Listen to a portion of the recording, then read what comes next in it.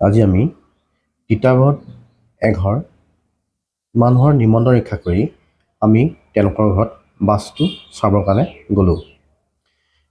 এটা কথা মনত ৰাখিব, যেতিয়া বাস্তু চোৱা হয় সেই ঘৰখনৰ এটা সঠিক ড্ৰয়িং, যিটো অট'কেড ড্ৰয়িং, ইঞ্জিনিয়াৰিং ড্ৰয়িং কোৱা হয়, সেই ড্ৰয়িংটো নিশ্চয় প্ৰয়োজন।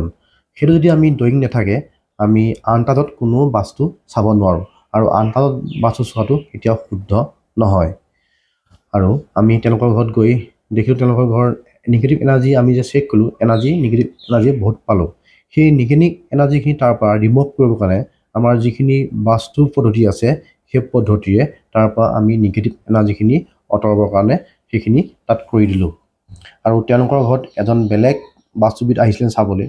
আহি পেলাই তেওঁ কোনো মেজাৰমেণ্ট নোহোৱাকৈ, কোনো জোখ মাখ নোলোৱাকৈ, ড্ৰয়িং নকৰাকৈ তেওঁলোকৰ ঘৰত কিছুমান কাম কৰি গ'ল, যিখিনি কামে তেওঁলোকৰ ঘৰত বহুত সমস্যা দি আছিল। তেওঁলোকৰ ঘৰৰ মেইন দুৱাৰখন প্ৰৱেশদ্বাৰটো ইমান ধুনীয়া আছিল, জেগা আছে, কিন্তু সেইজন বাস্তুবিদ আহি তেওঁলোকৰ ঘৰত সেই প্ৰৱেশ দুৱাৰটোৰ ভুল আছে বুলি কৈ তাত তেওঁলোকে ট্ৰিটমেণ্ট কৰি দিলে।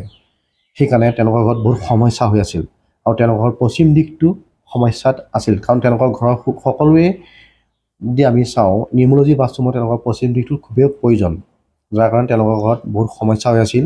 আমি সেইখিনি চেক কৰাৰ পাছত তেওঁলোকৰ সেইখিনি আমি শুদ্ধ কৰিবলৈ পৰামৰ্শ দিলোঁ, আৰু আমি যিখিনি পৰামৰ্শ দি আহিলোঁ সেই পৰামৰ্শখিনি তেওঁলোকে কৰে, তেওঁলোকৰ ঘৰৰ আগবাঢ়িবলৈ বহুত সুবিধা হ'ব। আৰু সকলোৰে ভাল হওক তাৰ কামনাৰে ধন্যবাদ।